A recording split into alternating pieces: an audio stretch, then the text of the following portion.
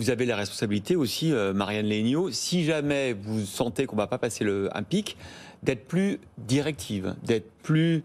Alors, qu'est-ce que vous allez faire? Est-ce que vous allez... Il y a eu un fantasme il y a 10 jours sur les compteurs Linky. Est-ce que vous allez couper le courant grâce aux compteurs Linky? Merci de me poser cette question, Christophe. Ça me donne l'occasion, effectivement, d'être très factuel. Oui, nous avons une responsabilité, une mission de service public. C'est évidemment pour éviter un éventuel blackout, de préparer ce qu'on appelle des coupures tournantes ciblées de 2 heures, qui ne se font pas du tout par le compteur Linky, mais qui s'opéreront directement à partir du réseau moyenne tension géré par Enedis. Et parmi ces poches de clients, figurent des clients qu'on dit prioritaires. Ce sont les préfets de département qui viennent de finaliser les listes. Et entreprises ou particuliers? Ça peut être des hôpitaux, ça peut être des entreprises, suivant ce que le préfet a décidé. Et donc ces clients ne seront pas concernés par les coupures et ni les poches de clients autour d'eux, si je puis dire. Mais ça, c'est le dernier recours. Ouais. Avant d'en arriver là, il y a beaucoup de choses que nous pouvons faire. Par exemple, qu'est-ce que vous pouvez faire avec le compteur Linky? Par exemple, et c'est donc ce que nous avons mis en place à la demande du gouvernement et de RTE, le gestionnaire du réseau de transport,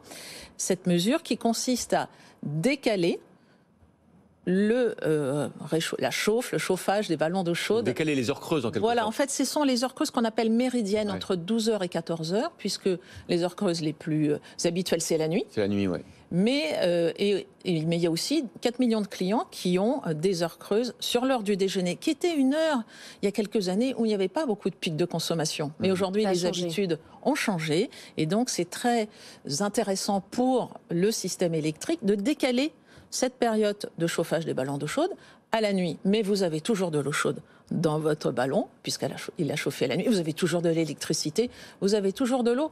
Et même grâce à Linky, vous continuez à bénéficier pour les usages autres que ce ballon d'eau chaude du tarif très avantageux d'heures creuses. Donc ça, c'est un levier très très efficace parce qu'il nous permet d'économiser l'équivalent de 2 tranches de centrales nucléaires, 2 gigawatts. Rien qu'en enlevant les heures creuses du midi certains jours.